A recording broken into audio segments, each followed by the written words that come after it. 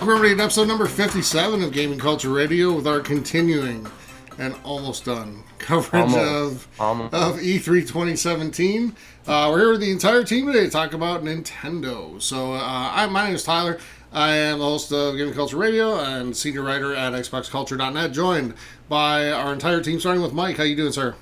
I'm not doing too bad, man. Just glad that this is finally ending. You know, it's so much fun, but it's so exhausting at the same time to do all this. So keep talking about everything and looking at it from different angles, and getting it out there and discussing it. Yeah, I know. I mean, there's only so many words I have, man. we have the best words. So joining us, staff writer for XboxCulture.net, Graham. How you doing? Spectacular. A little exhausted, like Mike was saying. This has been a long and trying few days, but it's been filled with a lot of excitement and some surprises, some disappointments. No crying moments for me, because, I am not a crier.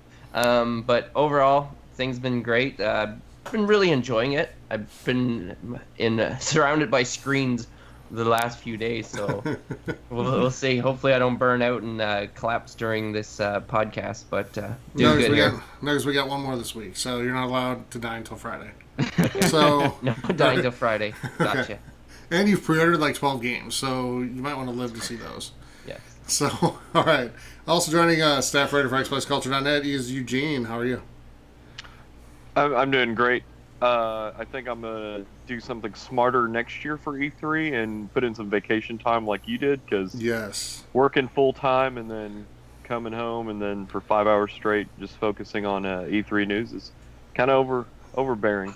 It is, man. I learned, and that's why I did it this year, so it's I made sure that I had nothing but this to focus on. So, and special guest from XboxCulture.net is Rami Tawari. How you doing? I'm exhausted of E3. It's been long and somewhat disappointing, but I'm just really happy that we finally have some games for the Switch. Yeah. Oh yeah. Right? Oh yeah. So before we jump into the conference, I want to make sure everybody knows how to join in the discussion here. So you can head over to Facebook and go to the Gaming Culture Radio forums and join the forums there. Submit questions to be read on the show. If your question's read, you're entered for one of our E3 giveaways, and we'll have one more big one on Thursday. And then we also have monthly giveaways afterward. Now that our group is growing, we're going to have bigger giveaways every month than we've had before. So that's pretty cool. So thank you guys for the support. And you can also head over to XboxCulture.net, PlayStationCulture.net, and soon to be NintendoCulture.net for all your gaming news, including everything going on at E3 this week. So, guys, let's jump into Nintendo, and we're going to go roundtable format again. So everybody will bring up one thing that stood out for them that we can talk about. I'm going to go ahead and go first, and I'm going to talk about Mario Odyssey. This was cool. Like, you see the dinosaur coming in. And you're not quite sure what this is. Then you see the Mario hat on top of the T-Rex as it turns around. And Mario jumps off, and it takes you into this a bigger world than I think we've ever seen before for Mario. So what are you guys' thoughts? I think, dude, that the whole development team the entire time was high when they made this game. Because this is some off-the-wall, sideways stuff going on with this game. It looks fun as hell. But, I mean, it is all over the place. You know what I mean, Ty? I mean, you saw it. I mean, you touch the hat, put the hat on the frog, you become the frog, you jump up into this. Then you got a white hat on, and it's just like, oh, my God. Yeah, I think there's a million possibilities in this game. And the most impressive thing for me is that we actually got a release date. Yeah, right? So it's coming in October, correct? Am I right there? Oh, yeah. Yes. Yep. So that's fantastic. Dun, dun, dun. Very much looking forward to that. The rest of you guys, what do you think? So I don't know if you guys had a chance to watch afterwards. They actually had some gameplay. I did watch some of Eugene, and that's awesome. what I was. I know the trailer was good, but man, the gameplay when you actually see it, I was just blown away. Blown away. It brings back memories of one of my favorite Mario 3D titles, Super Mario Galaxy. No. Okay, yeah, that one. I'm gonna go. Yeah, and it did have a lot of elements of 64, but man, that New Donk City which it's a ridiculous name, but it's almost like an open world. to where you go in. You can go into buildings. The wall jumping is fantastic. And then they expanded a little bit further where you can even go on like the highest skyscraper and jump down, and it gets crazy ridiculous. But probably my favorite part was when it went into 2D mode. When they took a Link Between Worlds approach where there would be a mural on the wall of like a pipe, and you could jump into the wall, and it'd suddenly turn into old-fashioned 2D Mario side-scroller platformer, and it just blew me away, and I'm totally excited for it. That's cool. I didn't see that. Yeah, it really looks good. And now I'm really starting to consider buying a Switch. Yeah, this is the game that I've said since the beginning, guys, on the podcast. Like, this is what I'm waiting for. Like, I've never been that big of a Zelda fan. I know it's a great game, great series. Just never been that big of a fan of it, but this is the one I've been waiting for, and it blew me away. Everything we saw, and I can't wait to get my hands on it. So, sorry, Steve out there, I will not be selling my Switch. So, no, this. Yeah, when I watched this, it was amazing. Like, I knew it was gonna be like kind of open world and kind of like the real world, but after I watched the trailer and some of the gameplay and learned all the elements that the game offers, and there's probably just gonna be so many secrets just hidden throughout this whole world, like. The whole replayability and the nostalgia of Mario is just going to come back on tenfold. And the fact that it's with Switch and I can dock it and have it on my big screen, or I can just take it off and just take it with me. I'm super excited for this game. This game looks amazing. And the mechanics, the gameplay, and the things you can do with the hat. And you get a sombrero. Like, there's different types of hats. Like, I figured it was just the same type of hat. And anything that you like possess or like wears the hat, the mustache appears on it as well. So there's just so much like fun and humor, and it's just classic Mario just brought into like a new edition, which is just I'm so pumped for this. October can't come quick enough. I'm glad you brought up the mechanics because I've never seen Mario do so many different things, and you know the hat element. You know, we thought it was funny, we thought it was silly when we saw it at the event this last year, but once you see it in action and you see him throwing it at a Bullet Bill and he jumps on top of Bullet Bill and you can ride around the map and control the Bullet Bill, and it's just so many aspects, and they're super creative, and that's what I like is they brought kind of the Super Mario 64 and Galaxy formula, but I mean they're so creative, and that's what Nintendo does great. Yeah. Is they take their AAA franchises, their big names, and they bring something new every year, and I think it's fantastic. Yeah, they are amazing at reinventing their games for sure. Mm-hmm. Oh yeah. Yeah, I think that was at first I was doubting Mario, to be honest, but after this trailer, it was just it added this like new variety. Like that whole possessing mechanic is definitely very interesting and new and out there. And then when he started becoming like Bullet Bill and the T-Rex, I was like, all right, where is this game going to take me? And like, I like that. It's fresh, it's new, it's weird, it's crazy. Yep. I think it's going to be a masterpiece. I'm not going to lie. Yeah, I can agree with that. It looks really, really, really good.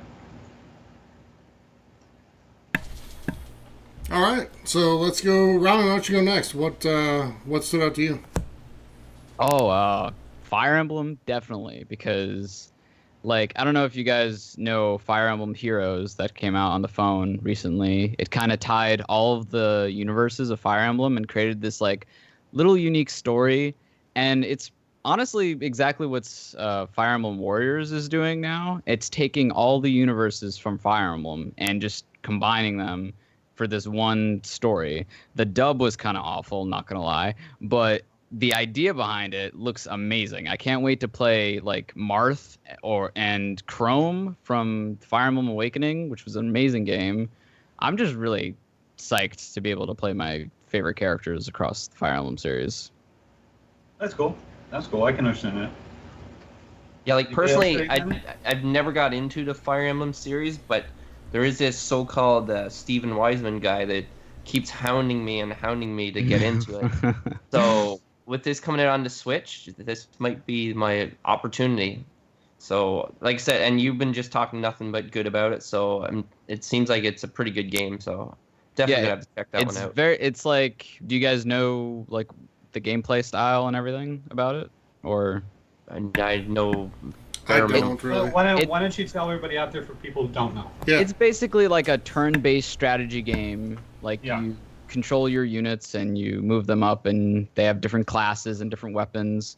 Mm-hmm. The weapon system is like a triangle, rock paper scissors thing, and like and there's magic in there as well. And you upgrade your characters, and it's very RPG-like as well. So you can take the characters and make them interact with each other, and make them get married. And depending on like what children they have, or at least this is from Awakening. I don't know if this is the new stuff, but this is from Awakening specifically. Depending on what children they have, like determines like skills and stats, and it is crazy obsessive when you get into it. So it's like pretty in depth, eh? It's something you go in and you're like, we're not going to see you for a couple months once you start playing that game. Yeah, I mean, Mike, you bring up XCOM a lot, and it's kind of like XCOM where it is a turn-based strategy. You're on a map, and then you encounter enemies, and it goes into like a battle sequence, right? Where you get a lot more RPG elements. But I mean, it's a long-running franchise. It goes back to the Super Famicom. It is a fantastic franchise, and it has elements too to where your allies, they can die. There's modes where your allies can die, and that changes the story. That you don't continue on with some folks, or if you don't pick up certain folks, they don't show up in your story anymore.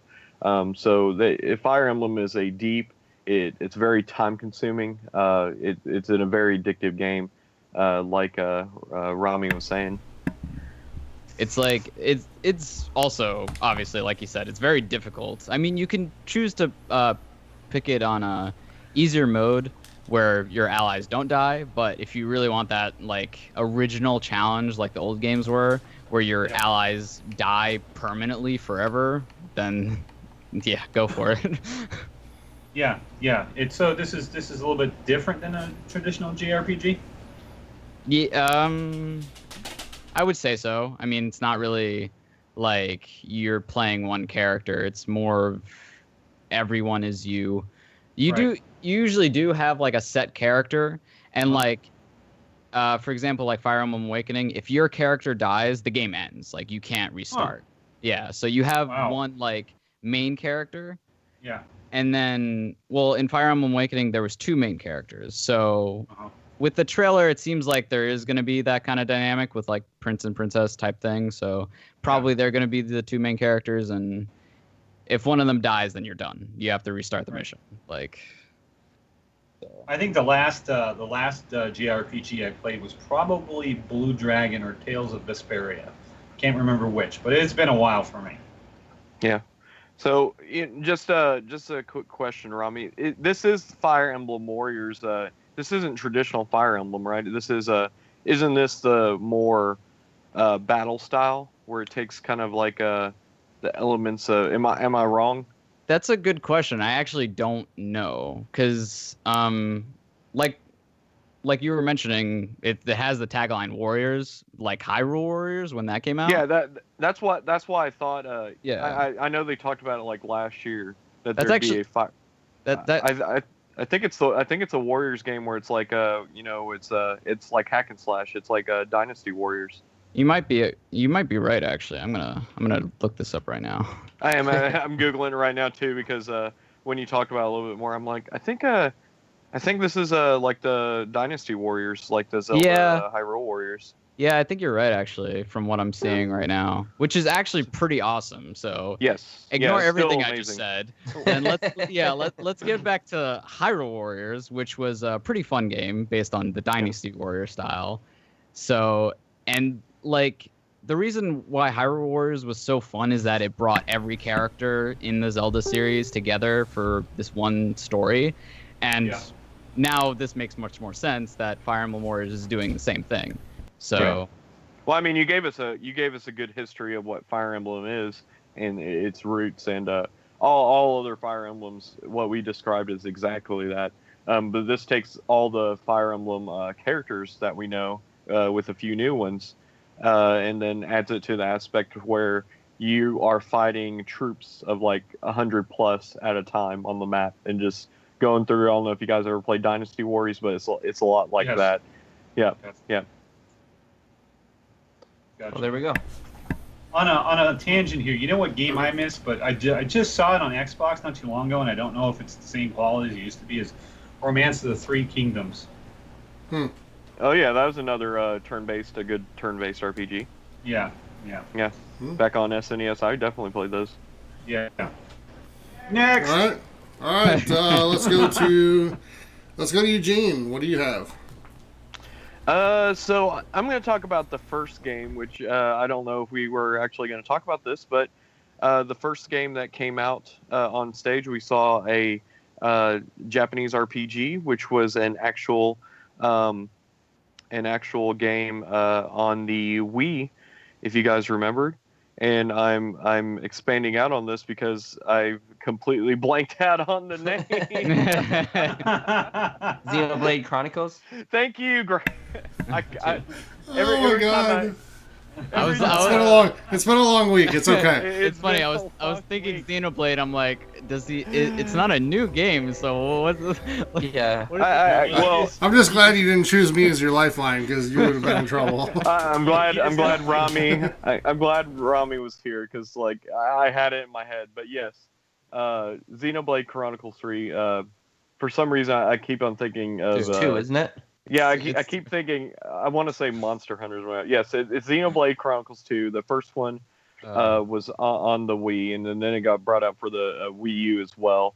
But fantastic JRPG where you go into a world, you travel to different distinct worlds, and you go explore them, and all kinds of crazy things happen. But it is a beloved franchise, and the trailer kind of gave me goosebumps watching it. Because it got very climactic and it got very exciting. I just wanted to bring it up because it's an unknown franchise for those that aren't really Nintendo fans. But Xenoblade Chronicles, great Japanese RPG. I'm glad they're bringing back a sequel. I hope it brings a lot of new audiences or new fans to the audience. On that note, the dub was awful. Just saying, for the main character. Yeah, the voice, the voice work. I noticed that as well. So hopefully, the translation teams. That one really deep voice. I'm like, woo! Yeah, hopefully we get the translation teams get on that because I did notice some things with the voice work that's kind of off. I'm not gonna lie, this might surprise you, Eugene and Graham, but I was actually intrigued by that game. Really? Yeah, that does surprise me big time. It does. Yeah. It does. You haven't even played Skyrim yet. I know. Oh God. I'm not sure I'm gonna buy it. Well, I played Skyrim. I just didn't finish Skyrim. Listen, No, he hasn't played much of Breath of the Wild. That's the big one. Yeah, but I'm not saying I'm gonna buy it, but it was intriguing to me. It had my attention throughout. Yeah, I thought it was a great one to start off with, and we got a release date of holiday 2017. That was something else that was fantastic. Yeah. For sure. I don't have much to say about that game because I never played the first one or the second one, and I really don't know what kind of game it is. So it's one of those typical games like a Nintendo game where people are big fans of it, and then some people have not played it and stuff like that. So I'm glad to see that it's something that people were wanting and not expecting but hoping to get from Nintendo. So it's great. Like I'd like to see that there's more games coming out for the Switch and people are getting excited for it. And overall, I see the sales being boosted for the Switch from what was shown from this E3. Sure. Mm-hmm. All right, cool. Mike, let's go to you. All right. Well, I want to start with Bethesda. Woo! You're a little too late on that one, but congratulations on getting it right. All weekend, dude, but I finally got it. The best part is next year we're gonna do it all over again. Yeah. So, what do you got? All that? Yeah. And if I didn't bring this up, everyone might just try to take my title away from me, but I'm going to have to go with Zelda. Because now, not a lot was shown, but enough to get me intrigued. And I knew a lot of it, what was coming out, where you get the Korok mask and it helps you find the Korok seeds easier. And I'm not sure what the benefit of the other masks are besides looking cool for some nostalgia, but they have like the Majora's Mask you could wear. There's like a whole bunch of different armor sets and just a lot of little, cool little additions. And then on top of that, they showed a second expansion. By the way, that expansion is coming out in June, with June 20th, I think, or June was 30th. it? Yeah, and it's just DLC. It's not an actual story expansion, right? Okay, so the first one is DLC, but the second one, which comes out, I think it said Holiday 2017. Yeah. It offers more quests, I think, and a storyline, separate storyline, and it said, what is it, hard mode? Was it called? That comes out the June. master. Yeah, that's the first one. That's part of the first DLC. Oh, the first one's that DLC. Yeah. And it didn't really show or explain what the hard mode is. Like, some people think there might be like a survival aspect because there's food and you got to cook it. So some people might think you got to eat, or you'll, I don't know. I know energy or stamina maybe. I know the hard mode, like the enemies are usually come in red, blue, and yada yada. Yeah. Every enemy will be upgraded. There's not going to be any red. And I know enemies heal after a little bit. So and they deal more damage too, right? They heal and they do more damage. Yeah, so overall just a hard mode. Yeah, pretty much. So that's be like kind of welcome, because I found there are some enemies that are ridiculously hard, but early in the game, the grunts, whatever they're called, they're pretty simple. But something like this, I'm definitely excited to see, because now it gives me an excuse to get back into Zelda, which I've been wanting to for a long time.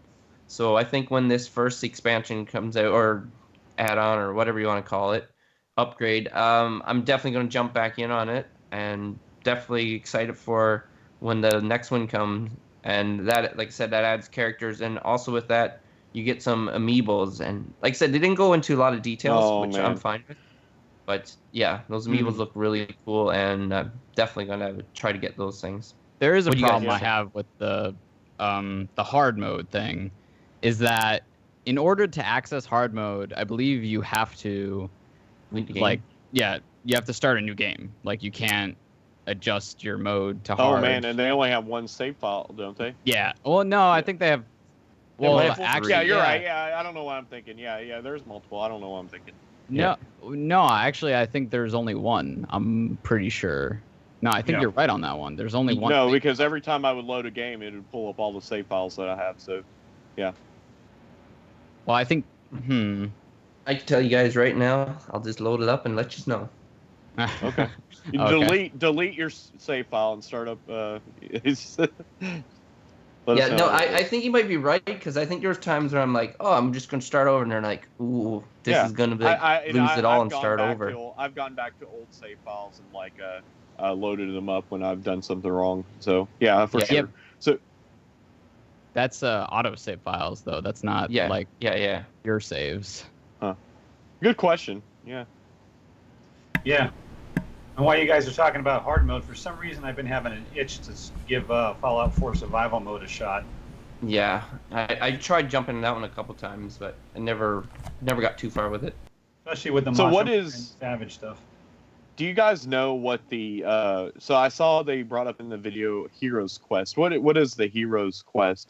It looked like it kind of mapped out something for you on the map, but I didn't really look into it. Do you guys know what that is? It's basically like it's basically just tracks where you've been, so that you know where to go next that you just haven't been.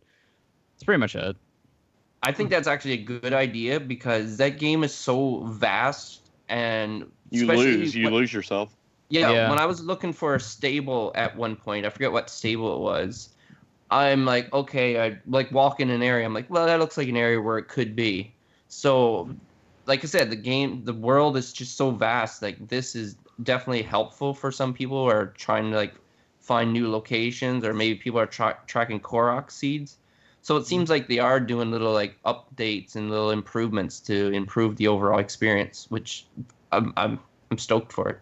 Yeah. On that note, the travel medallion allows you to just teleport to you. Like you set a point on your map, and it'll act like a shrine, so you can teleport to wherever you want. Okay. Pretty much. Yeah. So I want to dive into the expansion that's coming in December. So it looks like they're going to focus on the champions, which if you haven't played the game, it's based on the champions of Zelda, which I don't think it's a spoiler. It's just something we've all seen. Yeah. They announced the champions amiibos today, but something that they never get into the game is kind of the backstory of how you met the champions and how they became champions. All we really see is the relationship between them and Link and Zelda, and that they're fighting a force of evil. But we really never go into like who these characters actually are. What made them a champion, and I think that's what they're going to go into. And I think it's a brilliant idea. They're not adding on to like the game to where it's like an after game, but they're making it where you can.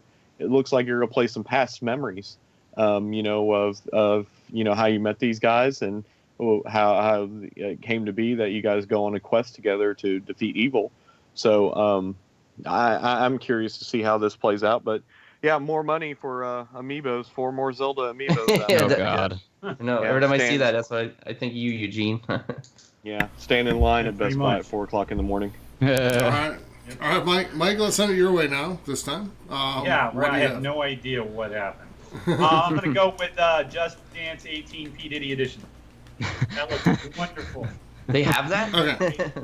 Yeah, I really liked when P Diddy came out on the stage and they let him play the Switch on stage and dance on stage. I thought it was a great show. Yeah, you lose points if you don't go And then Reggie and Shigeru Miyamoto they did a dance together and they had a dance off right on stage. I thought it was pretty great. And if you do really good and you get a really high score, Mace will come out behind you. All right. Yeah. And then they all snap their fingers above their head. Was this before or after you took all those drugs? Yeah. All right. I just took a cocktail this morning, man. The air conditioner's still not working.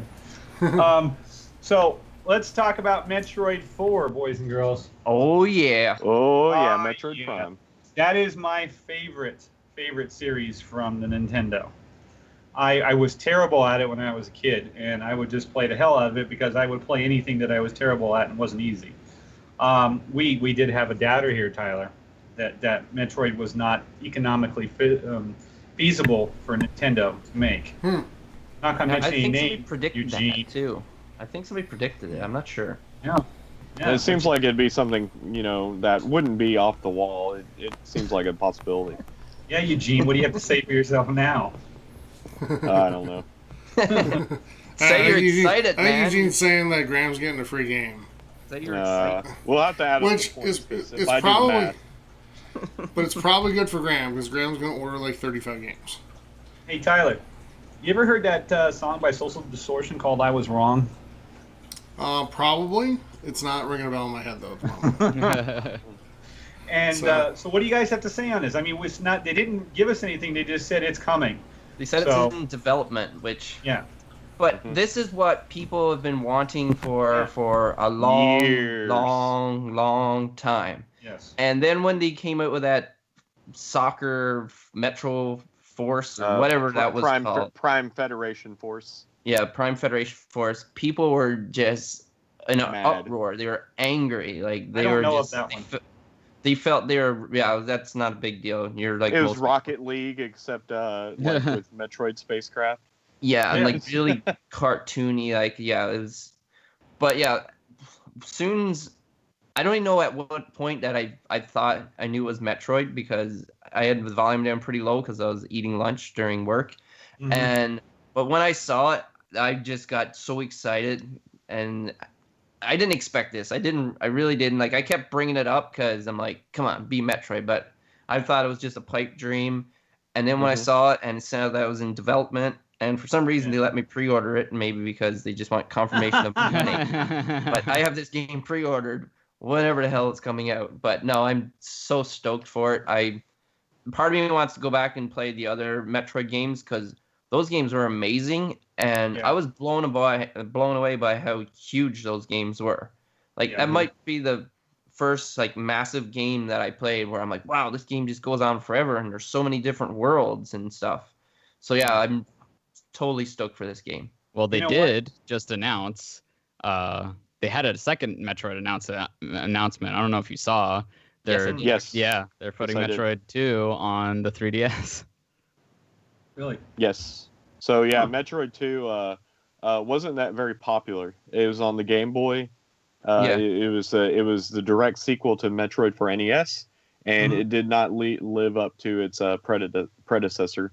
And so they called this a reimagining of Metroid 2, The Return of Samus. So I'm excited for that because I never had a chance to play it on Game Boy, but I did hear that it just got a lot of backlash back in the day. So I'm glad to be able to go play it. But I'm glad this is a for sure Metroid Prime game. I love the ones on the Wii. I'm actually looking at my Metroid Prime collection right now that I have for the Wii, and I'm glad they're bringing it back. And it's definitely fan service because fans have been asking for this, and Nintendo has just said that Metroid is not a financially viable franchise because, yes, it is popular, but I believe the last few Metroid games, like the last Metroid Prime 3, only sold about 100,000 copies. And they're like, what? Wow. Yeah, I mean, very popular game, but it just didn't sell. So but look what they did with number 2. They had number 1, which was great, and then the number 2 that was on the Game Boy. I mean, that's a hell of a transition. That's gonna. It's not like it was a successor. I mean, like a regular, another one on the Super Nintendo or something like that. So it's kind of rocky. But now that they don't have all that many games going for the Switch, this is prime time for that game to come out. Yeah. I think it'll be great just because of all the hype behind it. It will sell copies. Right. You got anything on this, Ty? Yeah, I'm excited just because I've been saying forever since Switch came out, I just want to see great games from classic Nintendo franchises. Right. Yeah, and we got them all. We did. Yeah.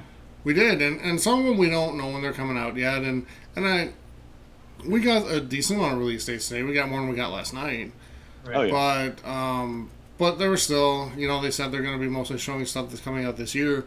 I don't know if the evidence backs that up or not, but yeah, I know. I was thinking, I'm like, was that a little jab at Sony? They're like, we're going to show games coming out this year. I think so. And another thing too is we haven't mentioned is Rocket League. I was gonna bring that up since we're done with the roundtable, but let's talk about it. Yeah. Like for me, I was saying earlier, this perfect type of game to if I'm sitting in bed before I'm gonna go to sleep, play a couple games of Rocket League. Oh yeah, for sure. It's perfect. The Switch is a perfect platform for that game. Right. And I think it's awesome that it's coming, and you can cross-platform play with everybody's... That's the big one. Yeah. PC and that's the big one. And Xbox. PC and Xbox. Wait, which one? Did somebody say Sony? I'm sorry. Was Sony mentioned there? Hey, man, I was going to let somebody else take that one. No, and here's the thing. I'm not going to knock Sony for this, but I'm just going to send out, sort of a plea as a fan. Sony, please get in on this. Yeah. Well, I mean, they flat out came out with a statement and said that we refuse to do it. Mm-hmm. I mean, I think that was today that they said that, and they said that it's just not something that they're going to be part of. So at least they're not dancing around the bush. They're actually, addressing it right up front. Yeah, but it still is. I was gonna say, I would expect this from Nintendo maybe for this game for cross-platform, but now Nintendo's like, no, we're jumping on this train, but PlayStation's like, nope, we don't want any part of it. Just let me finish my plea for a second, okay? Yep, go ahead. we all take this time of year at E3 to just celebrate gaming, and we're going to talk Thursday night about who won E3, quote unquote. The reality is the gamers win E3. We as players, we win E3 because all these awesome ideas come out that we see for the first time. We see these games that we've never even thought of, like Anthem. You thought you'd never see Metroid, and there's more and more and more examples as you go. Beyond Good and Evil 2, things like that. We're the ones who win from that. Yeah. So if you're one of the companies, and Sony, I'm gonna point the finger at you here. If you're one of the companies that celebrates gaming and says it every time you're on stage, then why can't we make this a reality? And it's not like, Rocket League's been on the market for a while now, and Sony had it on the market for, almost a year before Xbox had it? So it's not even going to lose sales on it. They're not going to lose anything on it. No. So why not just do it as a fan service? And it gives you more people to play. It gives you greater competition. And that's what players want. Right. So it's not a company thing. If I'm telling you, if Microsoft was saying no on this, I'd be saying the exact same thing. It's just, please do this. Yes. I understand that it's a business, but at some point, you're either about the game or you're not. It can't just be lip service. Yeah. So your actions got to back up your words at some point. So just please do this because you have nothing to lose here. Yeah. I think it's pride. I'll say it again. And then Sony is a prideful company, and whenever they make a statement, they try to stick by it. But it comes to a point where, you gotta backtrack and just say, hey, we've changed our minds and we're going to do this. And I think that's the right thing to do at this point. To join that crowd. There shouldn't be any reason that Minecraft and Rocket League, those are huge online multiplayer games. Mm-hmm. Yeah. And it would be great. Yeah. Yeah, let me real quick. So we've known for a while that Microsoft was all for cross-platform, right? And we learned that Nintendo was all for it. So we all know Sony had a conference last night that wasn't up to their normal standard. Mm-hmm. It doesn't mean it was bad. It's just not something we're used to seeing from them. Okay? What better way to be the hero today than come out and say, you know what, we're all for this. Let's do it. Yeah. Because they were the ones who were saying no forever, but if they come out and say yes, all of a sudden they're the hero. Right. So and with that... Yeah, go ahead. And with that, we could possibly see more cross-platform play in the future, and that's what fans want. That's what everybody wants. Right. Yeah. Yeah, and like, Rami, I know you're not a big fan of sports games, but I think the sports genre would benefit the most from this because you don't sell as many sports titles as you sell shooters or other competitive online games. Mm-hmm. And if you open up cross-platform, that opens up a whole new base of players to play against. Sell thousands of more copies. Yeah. Yeah. Oh, for sure. Because you'll never wait for a game. I remember, back in the day playing, Tiger Woods PGA Tour, having to wait sometimes, Mike, for, a half an hour to get an opponent? Just because, and we were really good at the game. I mean, and seriously, we were ranked, number 1 and 2 in alternate shot in the world. But, so nobody wanted to play us, but we'd sit there and wait for, a half an hour just to play a game. And if you open up crossplay, that opens up a whole new, base of players, pool of players to play against. Right. So, Sony, you would come out looking like nothing but the hero and the winner in this. Yep. And I don't understand. So I'm pleading to do it. I'm not knocking you for not doing it. I'm just saying, because I get it's a business. I understand. But as a gamer, please open it up. And I cannot see a group of people or whatever going, ha, you back down, losers. I can't see that. I don't think anybody would say anything negative whatsoever. Yeah. We're not asking for, Call of Duty, and we're not asking for Destiny, because I think that's a little bit pushing it too far. But, a game like Rocket League or a game like Minecraft, those audiences would benefit. And, they have their own private servers. It won't cost Sony or Microsoft anything to, just say that, you can play online with other people, because it's a developer server, so let it be on them. Yep. That's pretty much it there. All right. Cool. Anything else on Rocket League? Nope. No, I just can't wait to play it. It's All right. perfect game for the Switch, and I'm excited for it. The biggest thing, though, is the online party chat or whatever. That we won't talk about that. Oh yeah. Didn't even think of that. Why'd you have to go ruin that good damn it, this is why Skype exists. Yeah. The crushed dreams. So let's get into questions. We have a few. Okay. So was the Smash Brothers Deluxe Edition screens, or were they fake? And yeah, that's confirmed. That there were Smash Brothers Deluxe Edition screens shown at some point today. Oh, I didn't see that. Those were confirmed to be fake. So for everybody out there that had their hopes up, sorry.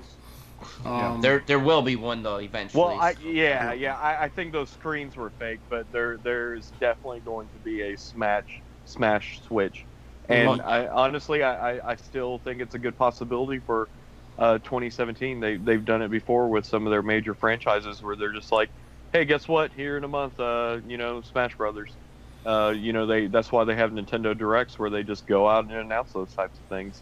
So I think agree. It's still a great possibility. Yep, and that is a franchise that people will wait for forever, and there's always going to be the audience for that, because that's big tournament based. A lot of people like they bring their own systems to like parties and like they battle it out. So now like take your Switch and like be able to like probably sync them together. That's just gonna be amazing. Like that's probably one of the greatest like things for the Switch title, like for the console, because basically that's just a bunch of multiplayer where people are just hanging on the couch, but now everyone can have their own screen and like sync up together. So when that comes, that's gonna be a huge hit. So that is definitely in the making. They just didn't. I think they're just waiting because they have a major first party fighting title coming out in a week. They have ARMS coming out, so they're not going to take away from the glory of ARMS, and then you also got Pokken coming out. So I think they're trying to keep the hype up for those, and then after the hype's over with those, they'll come out and announce Smash. Yeah. All right. So next question from Anthony Dennis, and I'm going to read the whole question, Anthony, but we're only going to answer half of it. So, do you think Nintendo hit a home run with their conference this year? And out of the whole show, which conference would have to be your favorite? We're going to answer that Thursday night when we talk about who won E3 in our minds. Stay tuned. But so tune in Thursday. But do you think Nintendo hit a home run? I think they did what they had to do. Mm-hmm. And they did what they needed to do. They showed a compelling reason to own a Nintendo Switch. Yep. Yeah. And for me, that's good enough. Yeah. What do you guys think? I don't know about home runs so much. I don't know what you would what Anthony would consider a home run, but what I saw from it was that it was the presentation was clean.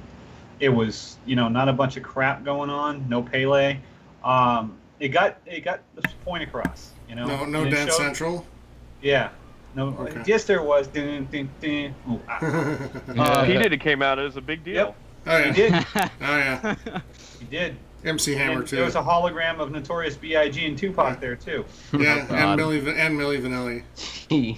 One of them, because only one of them's dead. Oh, okay. Well, there's a hologram of the other one right next to Tupac.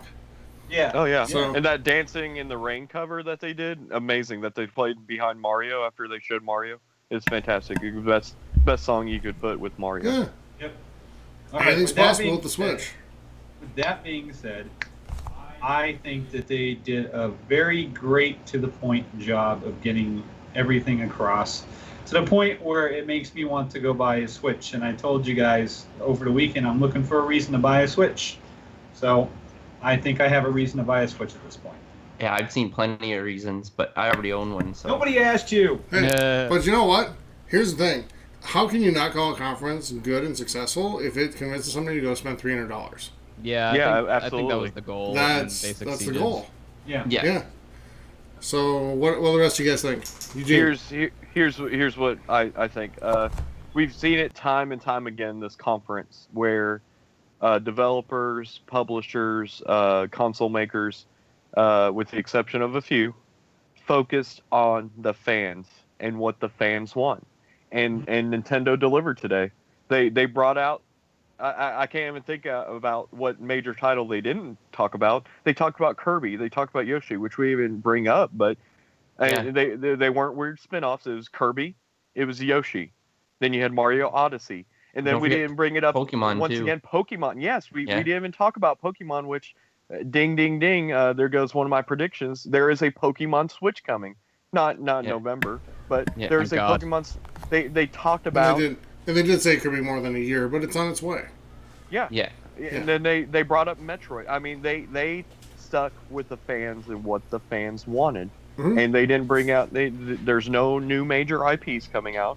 And they're bringing back classics, in today's world, and that's what it's about. I mean, we've seen it from other when Bethesda, they talked about their big franchises. They talked about Wolfenstein. They talked about Fallout. Microsoft, same thing. You can play your original Xbox games from back in the day. It was focused on the fans, and I think necessarily did they hit a grand slam? No, but I think they did hit a home run to where they focused on their message. It was a shorter Treehouse event, less than 10 games, right? And like they could have like leaned on like Skyrim too, but they didn't. They just like mentioned it. They're like, oh yeah, and then you have this in Skyrim. Yeah, they talked more about Kirby than Skyrim. I mean, I thought that was fantastic. They brought the right message. They brought it. We even talk about Nintendo's weak in multiplayer. They have a weak multiplayer network, but hey, guess what? With the multiplayer game that we do have, you can play with Xbox players. I mean, that's insane. Nintendo, the most backwards company on multiplayer, is saying that you can play cross-platform. One of the biggest indie titles that we played and that we all love. It's a step in the right direction, definitely. Yeah, it's definitely a step in the right direction. So I think they did a fantastic job. Yeah, Nintendo could have had an hour-long conference where they showed developer diaries. Yeah. Oh my God. Stuff from like 2 years away, And that's all great and good, but I think they stuck to where I think E3's headed this way, where it's going to be games, what's coming out right now. Mm-hmm. And I like that. And there's some stuff from Nintendo that we don't quite know when it's coming out yet, or it's coming out next year. But I think we're seeing more and more companies narrow the message to what's coming out real soon for you to play. And I think it's more effective that way. I just do. How should I put this? I don't know that I care to know about all of the employees and who's the producer and who's this person, director, and everything like that. I just want a solid face for the company, so when I see that face, I always know that they represent the company. These development diaries like EA did last year and stuff like that. I think even Microsoft did it. I can't remember. They're just boring as hell, and it's a bunch of who gives a F, Microsoft didn't do it, but EA definitely did. Okay. And Nintendo actually did it a couple of years ago too, and maybe not during E3, but they had like a super long thing. Like, remember when Zelda was still like 2 years away? And they had this super long, like almost developer diary where they're showing like the graphics being drawn on screen and all this stuff. That stuff isn't as effective. It gets people excited for the title maybe, but it's not as effective because you're not seeing the game. Yeah, you're seeing someone make the game. I'm not going to remember your name. I remember Todd Howard. Spencer. Yeah. So when Halo's on screen, I want to see Bonnie Ross on stage. Mm-hmm. The head of 343. When when Microsoft needs to be represented, I want to see Phil Spencer. So I agree with you on that. Yeah. So it doesn't make me feel any more intimate with the game that I know who is making it. It doesn't. Right. And it's nothing against those people. They work incredibly hard to produce something that we love, and that's appreciated. Yep. Up and down. But I agree. So anything else on that question? Nay, sir, nay. Yeah, we're good. All right. Yeah. So Stephen Wiseman asks, who won E3? We're not answering that till Thursday. Sorry. Yeah. Suck it, Wiseman. There's two more days of E3. There's Wednesday and Thursday. Yeah, I mean, we have more announcements coming. Yep. Let's see here. That would be crazy if we get some big ones. Here's one. Why do you think there was no Monster Hunter announcement for Switch when it's already been confirmed in Japan? I mean, it was weird that they didn't focus on it, but they already revealed it earlier. I don't know when exactly, but they said that Monster Hunter XX is coming to the Switch and it's going to be cross-platform with the 3DS. Yeah. Yeah. But I mean, I don't know why they didn't focus on it, but it was a little weird, especially with the Monster Hunter reveal, at E3 for Xbox and PlayStation. Mm-hmm. Yeah. Yeah. I think it's because they go ahead, Mike. Maybe they just had everything all ready to rock and roll and didn't want to edit it. I don't. Maybe. See, here's one from Blake Popes. Do you think the Rabbids and Mario game will be online? I hope so. We talked about it yesterday, the multiplayer aspect that could come to be. I think it'll add a lot of replay value if you're able to go online and just battle people online. And the map creation, I like Mike brought up map creation yesterday. I think that's also a fantastic idea that it may not be at launch, but maybe something that gets patched in the future to gather more gameplay out of it. It's possible, but well, I mean, thankfully it's in Ubisoft hands because they definitely will bank on something like that. Nintendo usually doesn't because that's kind of their biggest problem. So, I mean, hopefully we will see something. But Rami, do keep in mind that what was it, the Mario Run? What was it on the phone? Super Mario Run. Super Mario Run. They did allow everybody to make their own kind of thing, so maybe they'd be open to it. But as far as multiplayer goes, Eugene did snipe that he saw multiple scores. But go ahead, Rami. Back to you. Sorry, buddy. No, I'm good. I'm done. So here's one. Have Nintendo Directs been a better or worse solution when marketing Nintendo's announcements? It could be just because there is a language barrier as well. So if they do in video and edit it, and they like to do little quirky things where with a digital animation pops up and stuff like that. So I think this was a formula that they started just doing Nintendo Directs on the 3DS, and they're probably seeing how many people view it and stuff like that. I used to watch it religiously every week, and they would have the big one every once in a while. So I think they've seen how big that was, and they were getting response, and they're like, well. And the thing is, it probably cuts costs way down as well, right? So I think this is a formula that they're going to stick with, and I wouldn't be surprised if other companies try to follow it or copy it. We almost seen something like that with Bethesda, how they pretty much just showed a video screen and Pete Hines came out and stuff like that. But other than that, it was just pretty much all video and stuff like that. So here's my fault. Go ahead. Stuff like that. Yeah. Grammy. What's up? Here's my follow-up question, and this when I read this question from this listener, it sparked this question for me. Should EA go to this route? I think they should get rid of EA Play personally. Oh god.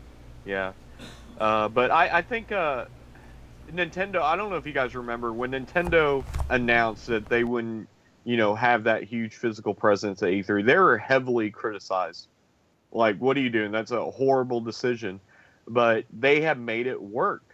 Yes. We've forgotten that, they don't have a huge stage presence, that they're basically, showing a, montage. But they made it work. And we've seen, now that you mention it, we've seen it for more developers this year than we have ever have before. We saw it with Microsoft even. Phil Spencer, wasn't he the only one on stage, or was there one? There's one other guy, right? Yeah, one other guy. Yeah, but one other guy from Microsoft, and then they had a guy from EA. Yeah, so. Oh yeah, the other guy. Yeah. But minimal. EA, we saw a new person every 3 minutes, which I don't know who all these people are. Yeah. But Ubisoft, we saw it with, which I know they had the dancers and everything, but Bethesda, even Sony, they just had the one guy. Is it even necessary anymore to have this huge stage presence when you can just give us a good show? And Nintendo gave us a good show. Yeah. And I think they know how to do it, and they mastered it now, that we don't need that huge stage presence. Yeah. Right? Nintendo did more than EA and did in 2 hours. So yeah, absolutely. Yeah, they got their point across. The time on all of their presentations was good. No complaints at all. Zero. All right. So let's select a winner for our giveaway for Nintendo. Mike Richardson, thank you very much. Thank you. Well, we've already selected. We've already selected, to be fair, but let's announce our winner. And that lucky person will win a $25 Nintendo gift card and a case for the Nintendo Switch. Which there's now fancy. Pretty sweet. There's a bunch of reasons to buy a Nintendo Switch now, so you already have a case for it. Ready to go. That winner's gonna be Mr. Kevin Alvarez. Yeah, congratulations, Kevin. Thank you. Congratulations, dude. Yeah. Thank you, and we'll be in contact to get you the code for the card and an address where we can send the case off to you. All right, so I want to, before we wrap up and get out of here, I want to ask you guys one game each. Just throw it out from not just from Nintendo, but all the way back to EA till now. What's one game you really want to see more of on the coverage from the show floor at E3 this week? Coverage? Or you want to see more of, more gameplay, more whatever. You just want to see more. So let's go to Mike. What do you want to see more of? Just Dance.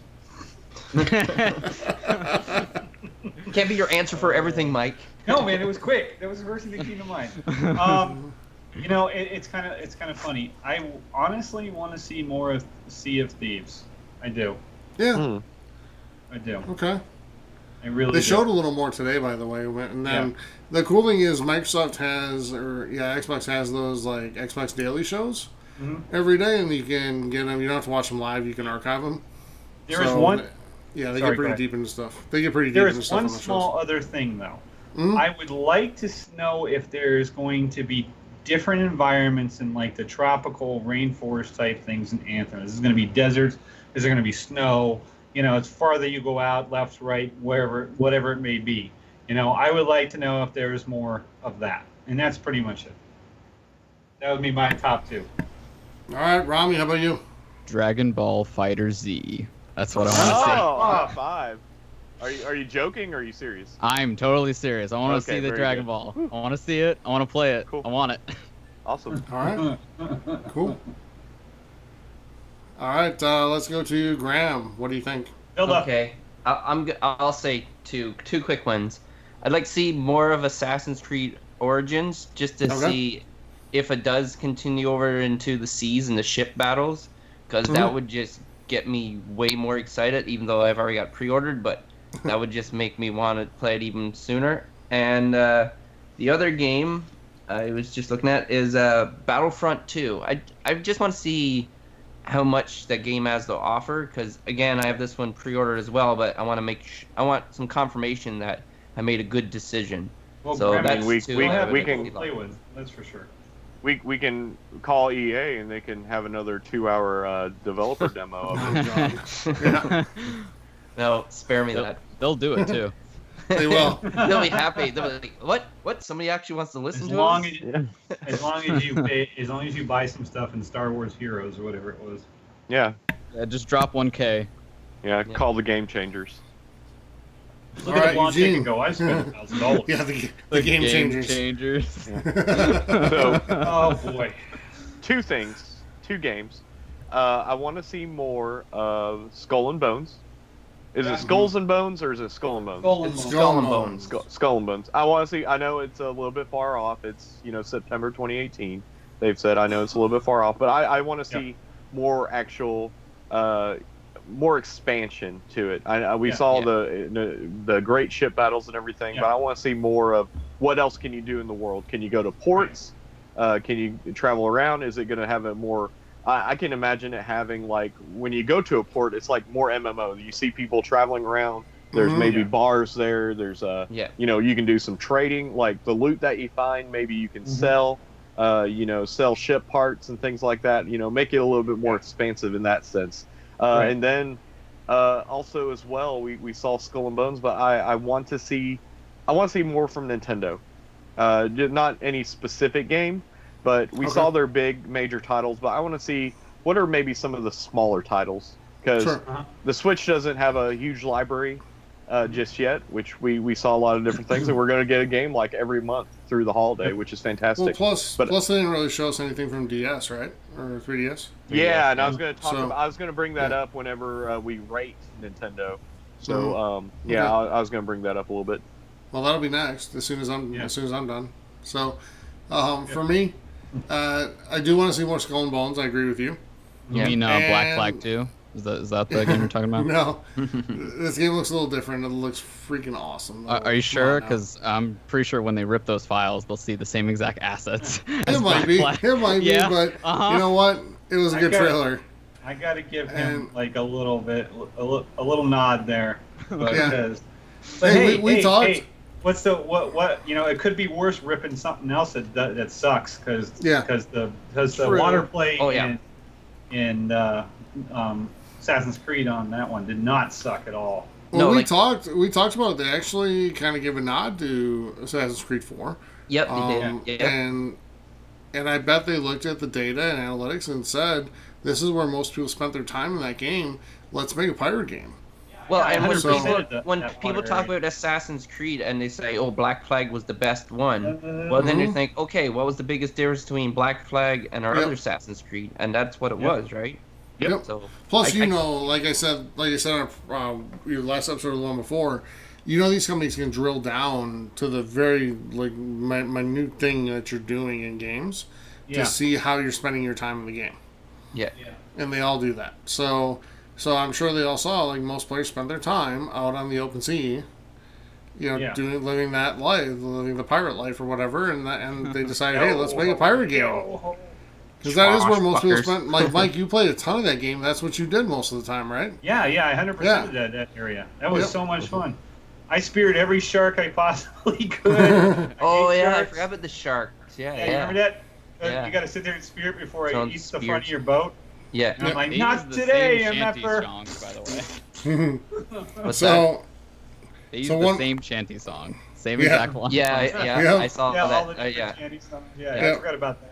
So for me, one more. I want to see a little bit more Evil Within. I'm already buying it. I know that, but I just want to see a little bit more. But don't you want that to be a little bit of a surprise, considering it's a horror game? Yeah, I was thinking that too, and that's. I just want to see a little bit. I want to see a little bit of actual gameplay though. Watch some of the interviews. They have some interviews online that they did yesterday, and they showed a lot more in-depth gameplay. Watch them because it still is incredible. Yeah. So on Thursday, everybody, before we give Nintendo a grade, on Thursday we're going to announce our winner of E3, and I want everybody ready to announce the best game they saw. So you're basically your game of the show. All right. Okay. And so we'll announce those two things as from our team on Thursday. Now let's give Nintendo a grade. How did they do today? Let's start with Eugene. I am going to give Nintendo a solid B. And yes, they wowed me today. I think the biggest news to me, I like the Pokemon Switch news. Didn't see nothing, but I'm still hopeful for it. Hopefully not next year, but maybe even during the spring. But and Super Mario Odyssey, I can't stop thinking about Super Mario Odyssey. That is going to be my big bet for the holiday season. Depending on how in depth that game is, it could possibly be a Game of the Year contender. I can totally see it happening. The same thing happened with Super Mario Galaxy. But something that threw me off about Nintendo, they gave us solid release dates on the majority of their products, or at least small windows, and coming in 2017. What they didn't show us is where was the 3DS? Yeah.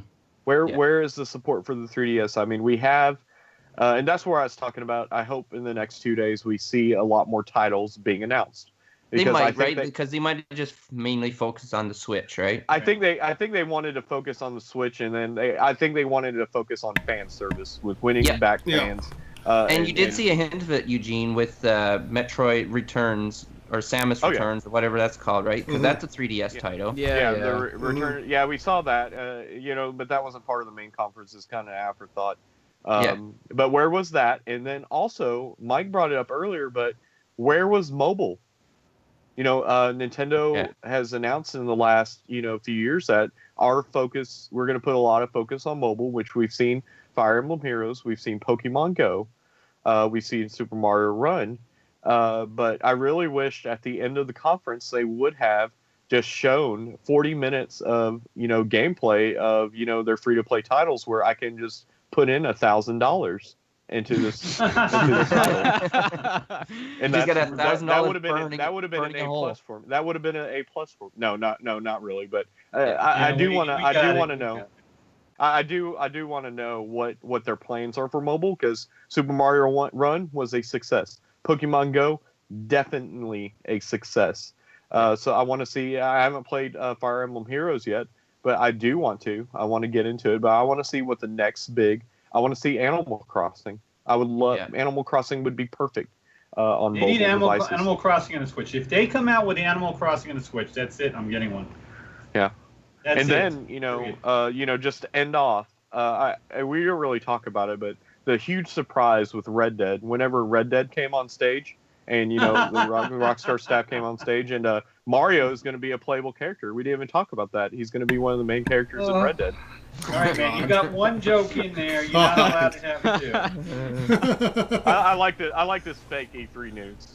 Yeah, Yellow journalism. That is fake. Totally fake. It's fake news. You heard it first. Fake news. You heard it first.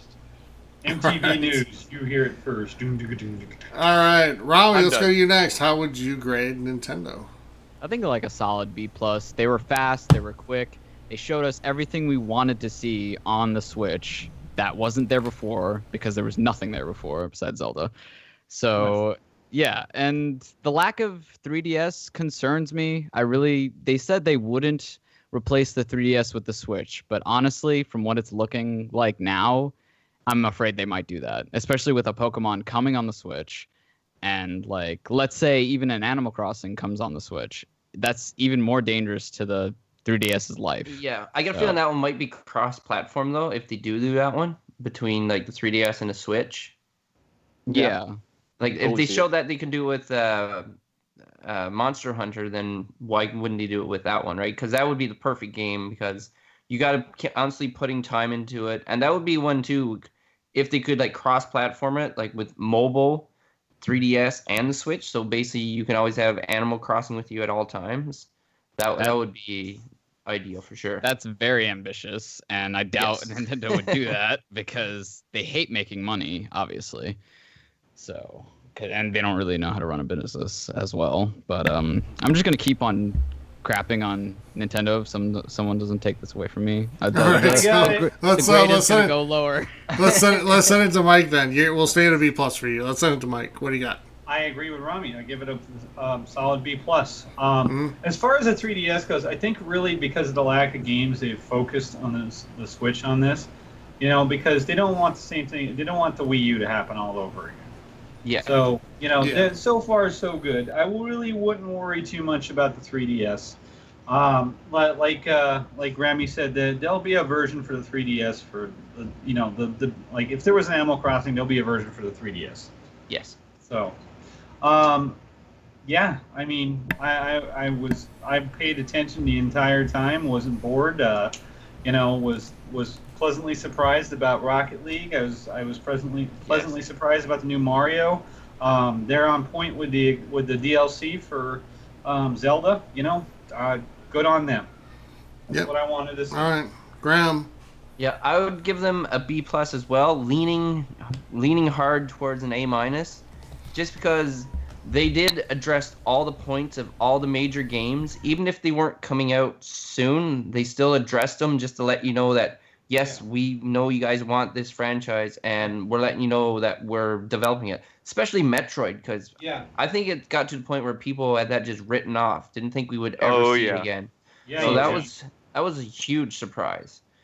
And like I said, the lack of 3DS, but I think they're, like Mike was saying, doing like real damage control. Didn't want it to be another Wii U, and they wanted to like push it. It's like, all right, this is not going to be a Wii U. Whoever bought this thing, we are going to support it. You guys are going to get games. You're going to get a Yoshi. You're going to get a Pokemon. You're going to get a Mario. You're going to get a Kirby. You're like, it's like, wow, like that's you're gonna amazing. Get a herpes. Like that's what everybody wants, right? Oh my God. And no one wants herpes. But 1 out of 5 adults don't have a choice. And like the fact that they're even doing like third-party support with Ubisoft for like the Mario and Rabbids game, like it's awesome. Like they're giving the fans what they want, and they're showing that they got third-party support. Even with Bethesda, and they're like, well, we don't need to really mention this because this was already mentioned. So we crossed all fronts, and like I said, 25 minutes. That was an amazing 25 minutes. It was so amazing. I rewatched it. I'm like, look, I got 25 minutes to kill. I'll just watch this and just get Was it really blown away 25 again. minutes? Yeah, it's just under 25 minutes long. Yeah, well, that's incredible. All yeah, right. so that was an amazing 25 minutes, and if if any of those conferences, if I had to put them in like a category of 25 minutes, Nintendo was the best. Mm-hmm. So that's my mark. All right, so first of all, I'm not going to hold the lack of 3DS content against them because we didn't hold the lack of Vita content against Sony, and I just want to, I want to be fair there. Well, the 3DS is still Vita, relevant. So. Yeah. Well, no, here's the thing. Here's the thing, though. They don't need to sell the 3DS to anybody. They needed to make a case for people to buy Switch because I think that there's a lot of people out there that are still like, well, I want to see more games before I go invest in one. And I think they did that today. Yeah. And I think they showed a lot of games that will appeal to a lot of different types of people. And I think they did it in a really compelling way that makes the case to go buy a Nintendo Switch. I will give them a solid B+, which, and not to be redundant with everybody else, but that's kind of what I had in mind coming in, was just a solid B+. That's not redundant. That's just what, is what it is. Yeah. And I think they did a very good job. I would have liked to see it be a little bit longer, but I think with the time that they spent, they used it all well. Yeah. I don't think of kids these else. days, that was perfect. Mm-hmm. Who else could have done it in 25 minutes? No. Right. Yeah. No. So good job on them. All right. Before we get out of here, one segment I do want to very briefly just kind of introduce every week is kind of what we're working on for xboxculture.net. So, Eugene, you've got something going on, kind of E3 reactions, right? That I think we're all kind of ending on. He keeps putting me to work, guys. He keeps putting me to work. Relax. You're not done with your week yet. I know. E3's over, but you got to write me an article. But yeah, so head on over to xboxculture.net. Hopefully by this Friday, I'm going to have a kind of a roundtable from a lot of the editors over there, to where we kind of put in our 2 cents on what really impressed us at E3. And then also I'm going to try to put on there a readers poll as well, to where the readers can kind of vote for what impressed them the most and which conference you think really nailed it at this year's E3. So head on over there at the end of this week, and I'll post it on our Facebook forums page as well, Gamer Culture Radio forums. So head over there to see where I post it. All right, Rami, what you got going on? What his article? His article. All right. I put everyone to work. Yeah. Pretty no much. rest for the wicked. Graham, I assume you're in on that as well. Yes. Yeah. Of course. Everyone cares about my opinion. I am contributing to that. Yeah. I'm contributing to that as well. I'll get that my portion of that done tomorrow. And I'm also going to be, I've got it about halfway done right now, but E3 threw a wrench in it. I'll be getting up the review for Dirt 4. Actually, spoiler alert, everybody, it's actually really good.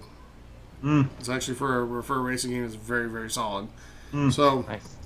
But yeah, we'll get that out here in the next couple days. But, all right, so head on over to xboxculture.net and PlayStationculture.net for all the latest gaming news, and get you caught up on everything from E3.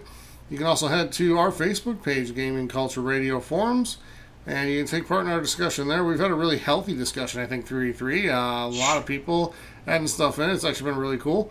One night I stayed up just till 3 in the morning just to interact with the community because we were having a really good discussion about stuff. So it was fun. But yep. And not to interrupt there, but I'd like to personally thank... Yeah, not to, but you're going to. Yeah, but I will, yeah. But I'd like personally to thank everyone who's been following us throughout this E3 weekend and coverage and so forth, and taking part in all the discussions. It's been great listening to your guys' feedback, and you guys brought up some great ideas which got us thinking of stuff. So it was great to have all of your guys' feedback and have you guys listening to us and putting up with us. Thank you. Yeah, thanks, we appreciate it, and we do, and thank you guys so much. I mean, you guys have made this the biggest month we've ever had as a podcast. And we're really happy to be affiliated with Respawn Network and XboxCulture.net, PlayStationCulture.net. But you guys are the ones that make it go, and you guys have put us in the position where we can have that affiliation.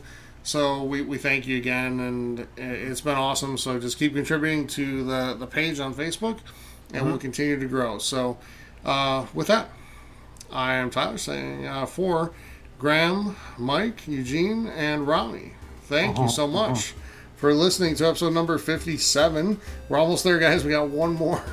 This is episode 57 of Gaming Culture Radio. We'll be back Thursday evening at our normal time. Are you done? No, we're back in our normal Go time. ahead. We're back in our normal time on Thursday, 7 p.m. Central, 8 p.m. Eastern, and 6 p.m. Pacific to wrap up E3 and tell you who won. Until then, everybody, have a great week. Stay safe. Enjoy some great games, and we'll talk to you soon. Happy gaming, everybody. Yeah, of course. Yep. See you, everyone. Bye.